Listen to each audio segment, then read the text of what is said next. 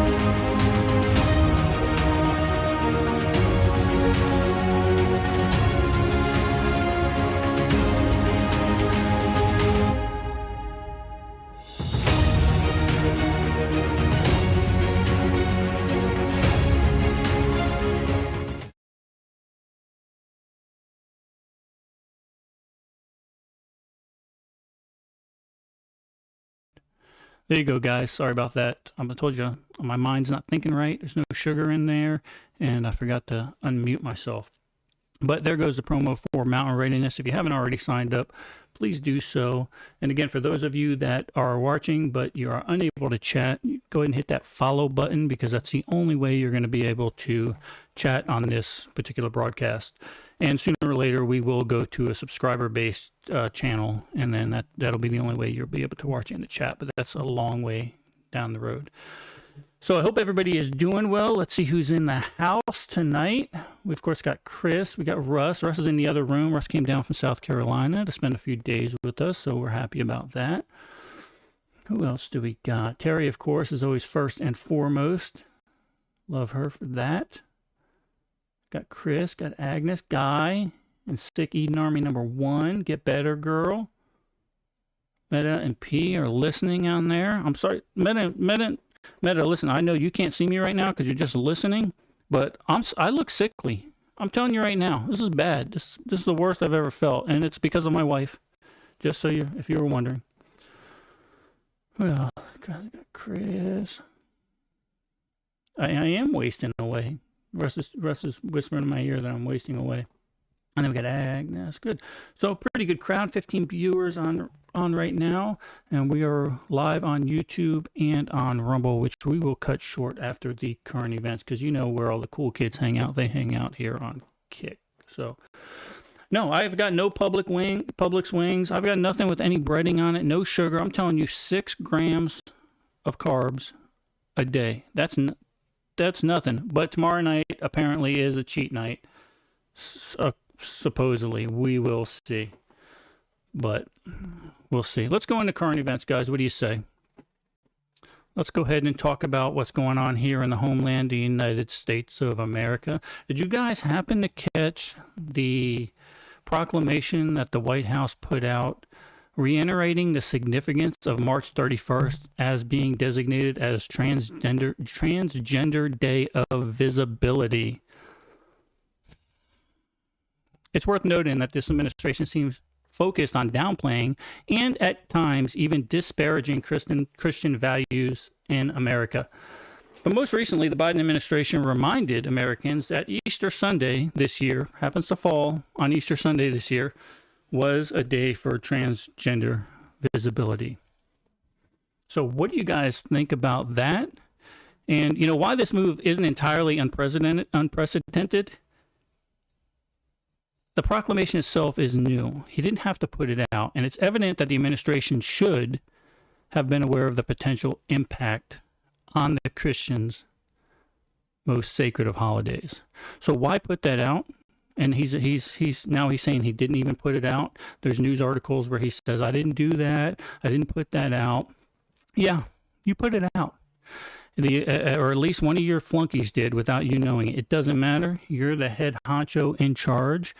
And it's a smack in the face to Christians in the United States. I don't care. And all across the world, in my opinion. Was it an accident? I don't think so. Was it a mistake? No, it's not. The administration has a track record of promoting anti-Christian values. Let's watch this interaction between Representative Mast and Richard Varman. If I can figure out how to do this. Here's the proclamation, just so you guys know, and I'm not making it up, and when it came out. Let's also look at this exchange about atheism and where your tax dollars are going. Would it be appropriate for the State Department to authorize $500,000 grant of the monies of we the people of the United States of America to promote atheism? It would not be appropriate to have a grant to promote any religion or non-religion coming from the United States. $500,000 grant to Nepal regarding the expansion of atheism. Do you believe that that is an appropriate use of $500,000 of we the people to expand atheism in Nepal? Mr. Chairman, I've actually looked at this. I've looked at the grant. I've looked at the materials. That's not what the grant is for, and that's not what the work would be for. And frankly, we would never authorize such a grant to any organization to promote any kind of religion. So you're saying today that no $500,000 grant for atheism in Nepal or divided up in other areas? I have seen no evidence of any grant to promote atheism in Nepal. We have nothing to hide. Here's somebody trying to. The administration has him. nothing to hide. With all due respect for the chairman, who's my brother in arms and a fellow combat veteran, in his parade of horribles, one of which he spent a lot of time on was this atheism, the supposed atheism grant that the State Department administered. Well, here's the fact, folks. This grant promotes fundamental rights of freedom of religion. I do have the grant here, and it says promoting and defending religious freedom inclusive of atheist, humanist, non-practicing, and non-affiliated individuals. This is the expected program outcomes.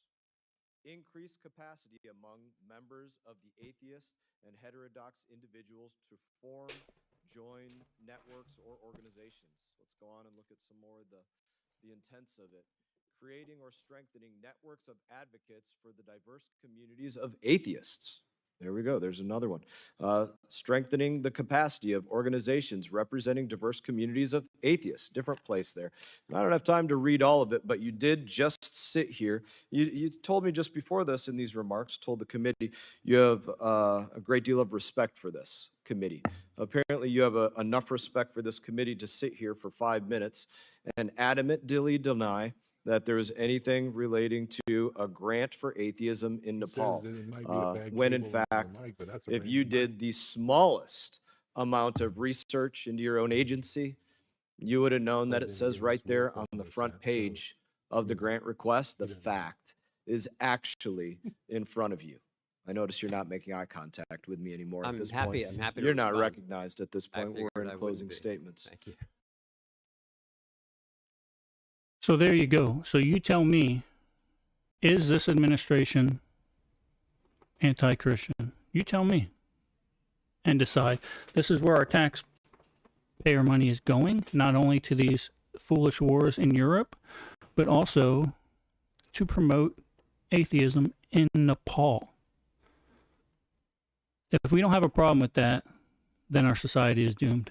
Our Christian values, what the foundation of this nation was built on, is completely doomed. Guys, I know I have a little bit of static. I moved some of the audio equipment around to try to make things a little more streamlined, so we'll bear with it, and we will, I'm trying to make some changes as we speak, on the fly, if you will.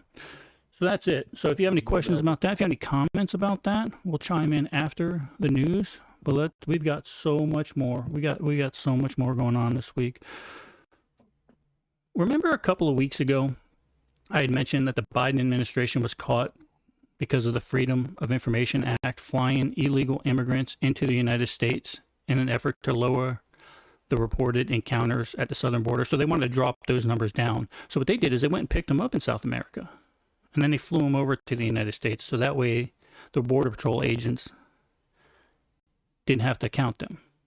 Okay, now fact checkers, I went on today and I did a fact check and they say that never happened. That's still, right now if you Google it, it say never happened, there were never illegal flights.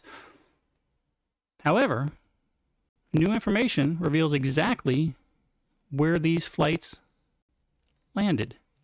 Let's look at the slide. So a new Freedom of Information Act came out. And this is where those illegal immigrants that were flown from South America and other countries south of us ended up. 326,000 of them ended up in Miami. That's significant. Why is that significant that there was 326,000 of those sent to Miami in lieu of the 21,000 sent to Houston, or the 8,000 sent to Los Angeles, or the 5,000 roughly sent to Boston? Or even, how about the 4,500 that went to San Francisco, 4,500 to Atlanta, 3,700 to Baltimore, and 1,500 to Chicago? Why is it? Why did that huge amount, 326,000, why were they reappropriated over to Miami? Because they want to change this to a blue state. That's what they want to do. And if they can't do it because illegal immigrants are not allowed to vote, how are they going to do it? Because they're counted on the census. Illegal immigrants are counted on the census, thus giving more seats into the Congress. And where do you think those seats are going to go? They're going to go down toward Miami. They're going to go to Broward County. Okay. Now, there is, we're capped right now at about 435 seats, okay? But it's not unprecedented to increase that amount of seats, okay? So that'll be their next move, because now they have the ability to sway actually how people will be voting, because they're allowing illegal immigrants by proxy, by counting them as on the census report, to delegate more seats to the House of Representatives. So interesting. We should be aware of it. It's a loophole they're trying to use. And we have to understand that this is what we're faced against day in and day out. Remember, if you're viewing chat, good, okay. Yeah, that's exactly, Terry, why Biden's saying he could win Florida now. He just added 326,000 voters by proxy, because hopefully they will break that slim majority that they have in Washington, D.C., because now they will either have more seats or have more power to make those seats. So it's a problem. Well, and let's see what Ed has to say here. What did Ed have to say? I missed it. We'll catch it later. Russ, look and see what Ed had to say, because someone said he nailed it. You said he nailed it. So pop that up there real quick. And I'll keep going, and we'll answer that at the end. No worries. All right, so that's that. We also do have a little more news. I need to pull that up real quick. Guys, bear with me 1 second. Well, we'll do it later. I'm not worried about it right now. There you go. There's Ed. So Ed said the Biden administration is basically human trafficking. Of course they are. That's exactly what they're doing. They're human trafficking. There is no doubt about it. That's 100% what is going on. So the Biden administration is outraged. He's outraged, guys. He's outraged at the airstrikes on aid workers in Israel. Before I even run this next piece, let me just say this. I don't intend in any way to make the United States military look bad with this piece. However, I do want to point out the United States government's hypocrisy when it comes to war, and more importantly, the fog of war. Bear with me a second here. Let me find this piece, because I didn't have it up 100% because I'm slacking. So bear with me. Let me look for it.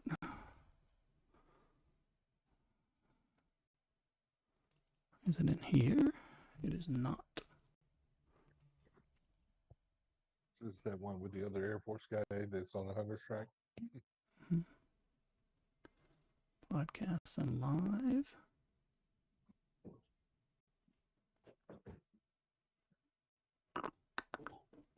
I forgot to post this one up.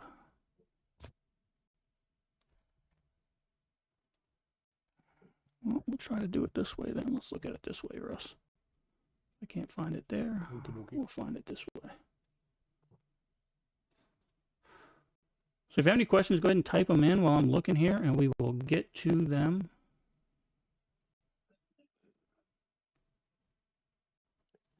Teresa, do you remember that? Which was it a Nebraska senator that switched sides? Was it a Nebraska? Was it a Nebraska senator? They just switched to Republican. Nebraska state senator. Not it. So that Nebraska can. Okay, I can't find this piece, guys, that I put together. Damn it! It was a good piece too. I'll do it this way. Forget it. We will adapt and overcome. Absolutely. Let me do it this way so you guys can see it here. Boom. Not perfect, not ideal, but we're going to make it work. All right, I apologize, guys. So, again, this is not to disparage or make the military look bad in any way, shape, or form. But again, it does show the hypocrisy of this administration. Let's see if I can make this work on this end. President Joe Biden is condemning the Israeli Defense Forces for an airstrike in Gaza that killed 7 aid workers with the World Central Kitchen. In a statement, the president said in part, quote, "This is not a standalone incident. This conflict has been one of the worst in recent memory in terms of how many aid workers have been killed." Earlier in the day, the president called Chef Jose Andres, the founder of World Central Kitchen, to express his condolences. By then, Israeli Prime Minister Benjamin Netanyahu had acknowledged what he called an unintentional airstrike. The World Central Kitchen said it had alerted both Israel and Hamas that it had workers, 6 men and 1 woman, in the area. Now, was this our bellies, Pete? The more violent it gets for humanitarian aid workers, the less likely it is that they're going to be willing to take those risks, which means it's more likely that the people of Gaza are going to just suffer all the more. About 200 humanitarian aid workers have been killed during the Israel-Hamas war. And he made it clear to the Prime Minister in his call that our support for Israel's self-defense remains ironclad. President last night in his statement, he's outraged. Charred remains of what some of the children were wearing when a U.S. drone hit their house. Some of them were inside, others playing outside near a parked car. The president's outrage on this. In the immediate aftermath of the bombing in March, locals feared more than 300 people had been killed. The president's outrage on this. A U.S. military airstrike was requested after 2 ISIL snipers blocked an Iraqi army advance into Mosul. What the military didn't know is that more than 100 people were sheltering in the building's basement. President last night in his statement, he's outraged. The man who led the inquiry, Brigadier General Matthew Eisler, said that when a precision-guided munition was launched, it sparked a deadly reaction. The GBU-38 detonated on the second floor of the front of the structure. The detonation ignited a large amount of explosive material, which ISIS fighters had previously placed in the rear of the house. The secondary explosion triggered a rapid failure of the structure, which killed the 2 ISIS snipers, 101 civilians sheltered in the bottom floors of the structure. The White House says it is outraged by an Israeli airstrike that killed 7 aid workers in Gaza, including 1 American. For more than 2.5 years, the wire service Reuters has been trying to find out what happened to their 2 staff members. President last night in his statement, he's outraged. On this street in the suburb of New Baghdad, WikiLeaks says this is what happened.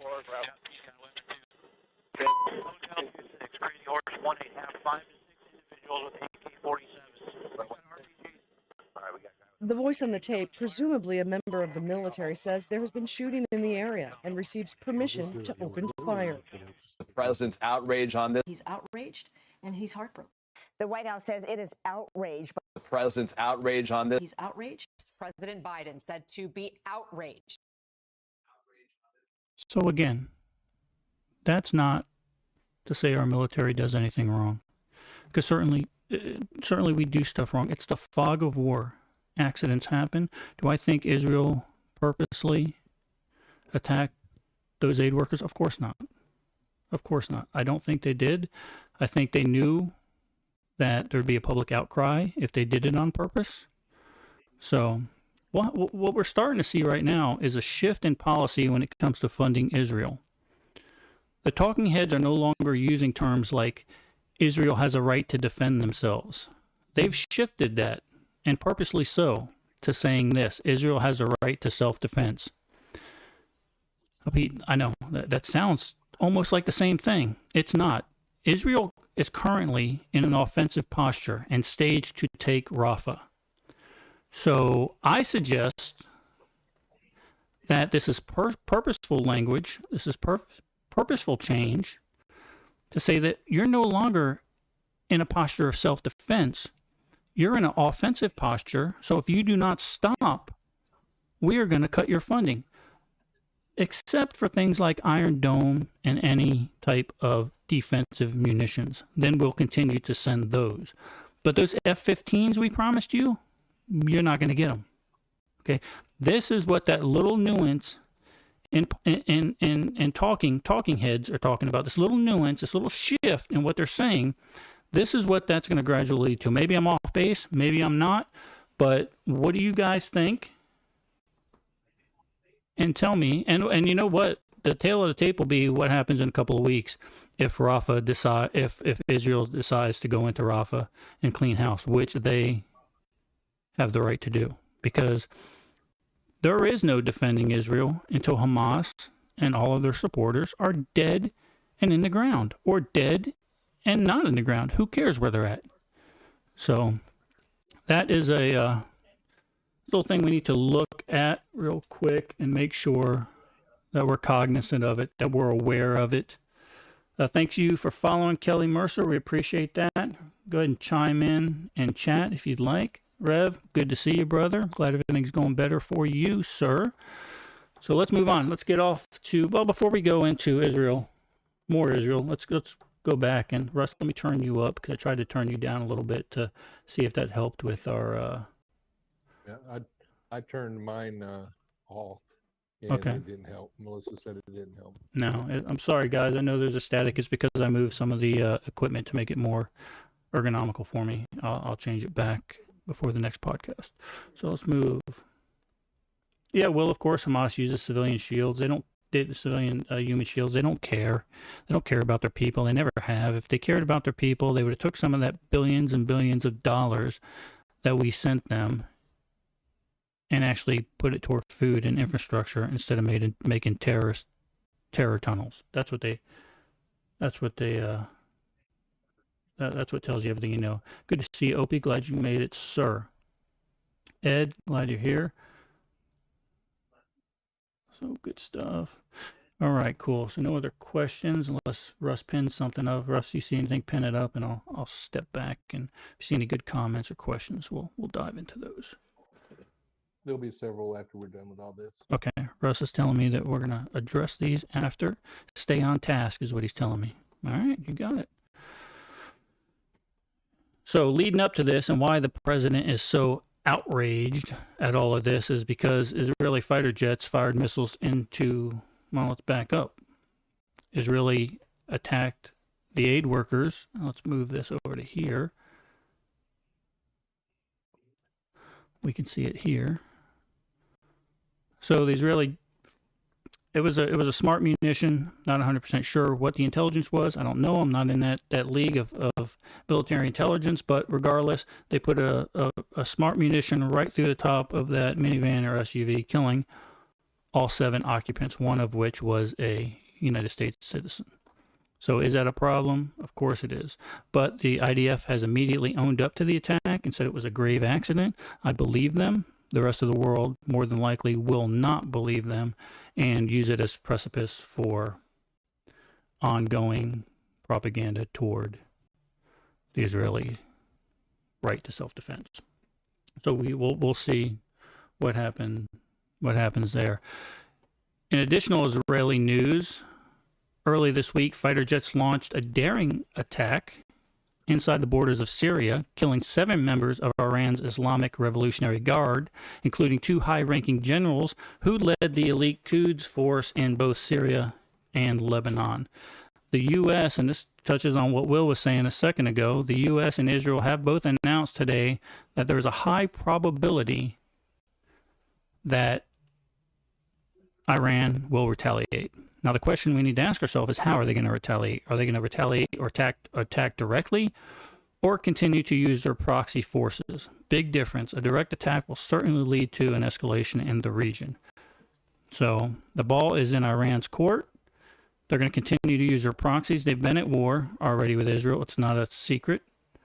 But if they want to use direct force against Israel proper, then that's going to be a huge escalation and more than likely will make that region go into, well, and it very well make us get involved if our current administration has the backbone to stand by their ally. But we're not 100% sure that that's likely to happen. So, hi, Mama. Christy, you're going to have to miss a great wrestling match. I don't want to know. That must be something I missed back in the chat. Anyway, let's move on. Did you guys see in the news that the Ukrainians used a remote control? We'll move over to Russia real quick. The Ukrainians used a remote-controlled Cessna to attack deep inside of Russia. Did you guys see that? Let's look at a video, just because this video is pretty damn cool. Let's look at this real quick.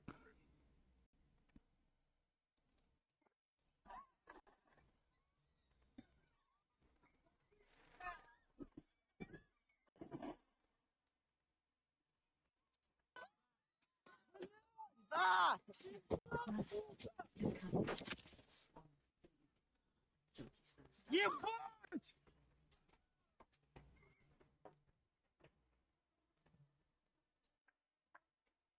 Yep.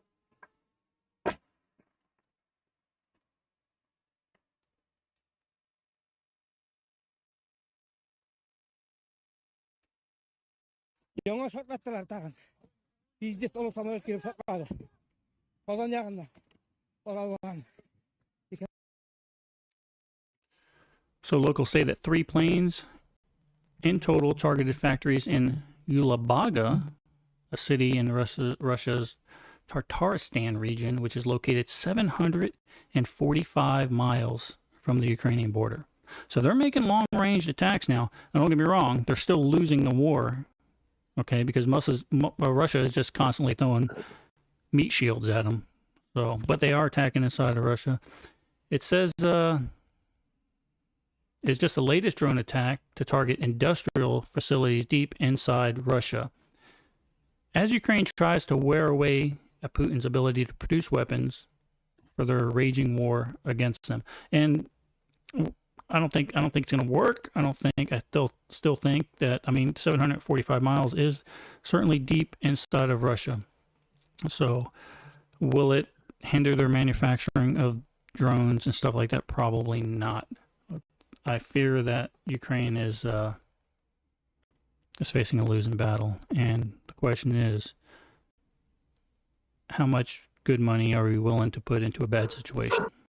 So we'll see. So that's this week's recap. I'm going to hold it up right now, and right here now, and see if there's any questions. Russ, do we have any questions that need to be answered, or any good points that need to be made inside of chat? Not yet. There are a couple of them that I've talked about. Let's see here. Will asked, who will Biden back if Iran goes direct? And Mama Teresa said, whoever Obama tells him to. And I think that's pretty accurate. So it's a good question. Who will one question, who will hold Biden back if Iran decides to go kinetic into Israel proper? I don't know. I don't know what he's going to do. In some form or fashion, he's certainly going to blame Israel for the escalation. But who is he going to back, and what does back mean? You know, I know what backing somebody means. When I got somebody's back, I know what that means. But his backing of Israel would be, look, we told them, just don't do it. Don't. It was very, very firm and we're outraged that Iran actually did this, but I'm warning you, don't do it again. Don't cross that line. And then they'll cross the line, and still nothing will happen. So hopefully that answered that. Yeah. So, and in reference to the wrestling match, Christy posted, "Why is Stalker Mom keep texting me? She is going to wrestle you with Melissa's permission. I'm a little frightened. I'm not sure which of you three I'm more scared." Well, okay. That'll be an interesting. We'll break out the baby oil and the shower curtains as a mat, and we'll wrestle around and see who comes out on top. Stalker Mom, I think I might have the edge there. You'd finally get your threesome. Yeah, that's that. Oh boy! Look, I don't have enough carbohydrates in me for that, Russ. So that's that is that's something that I don't even want to think about. I don't have enough blood in my body, I don't think, right now.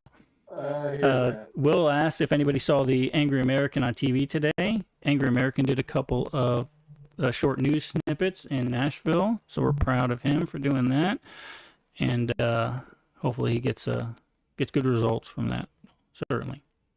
I'm gonna I'm not gonna give you guys the good news right now. That's been something I've been holding back ever since the Kentucky thing. I'm not gonna say anything about it until we move strictly to Kick. So if you guys anybody's watching on the other platforms, that would be a good time to come and move toward Kick. If you don't know how to get there, kick.com, Pete-Robert Tucci. And don't forget t-shirt permission. Yep. Larry, sorry I didn't see you over there, brother. Get your butt over to Kick. He works about the news. I'm reading some stuff from Larry over there on YouTube real quick.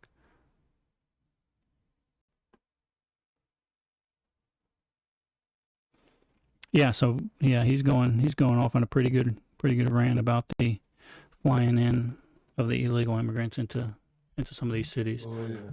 So yeah, definitely problematic. So I do have some good news, but before we do that, I want to talk about one thing, and it's something that I would love to see happen for mountain readiness. Now, I know some of you guys went ahead and got it squared away, but that's the Angry American, Angry Nation, Eden Army shirts. I want to try to get a picture with everybody wearing these shirts to show them what kind of tribe we are, to show how we take care of each other. So we do this. But the problem is we don't have enough pre-orders to cover even the cost. So it's not like we're making a dime on them. We just don't have enough pre-orders. So if you guys are going to pre-order, get a hold of Russ Sawyer. Russ, go ahead and type in your email address in the Kick chat, please. Get a hold of him. Email him your size, how many shirts you want. It's going to be 20 and 25 bucks, depending on, like me, I got to pay 20 bucks now because my wife is skinnying me up. Okay. Some of you guys have some of you guys that have good wives that keep you nice and ready for the apocalypse, you might have to pay 25 bucks. All right. But no, I'm losing everything. So I'm at 20 bucks, but definitely, if you want one of those, if you want a group picture done at Mountain Readiness, if you're going to attend Mountain Readiness, definitely get with Russ and get a hold of those shirts, because I'd like to get a good picture. So real quick, who's making our shirts? Do you remember who's making the shirts? Yeah. It's Dan, isn't it? Dan. Hang tight. Let's give Dan some props. This episode of Eden Podcast is brought to you by Graphic Source of Central Florida, your go-to destination for custom signs, decals, and t-shirts that make a statement. The team specializes in turning your ideas into eye-catching, personalized creations. Look at that awesome Eden Army sign displayed behind me. It's just a glimpse of the creativity and craftsmanship you can expect from Graphic Source of Central Florida. From concept to creation, they handle all your t-shirt needs, ensuring quality and uniqueness that sets you apart. No matter where you are in the United States, they've got you covered. Graphic Source of Central Florida can ship your personalized creations right to your doorstep. Contact Graphic Source of Central Florida at 386-668-0288. Elevate your brand, style, or event with personalized creations from the experts at Graphic Source of Central Florida. Graphic Source of Central Florida, where imagination meets expertise. Call them today for your custom design needs. Tell them Pete sent you.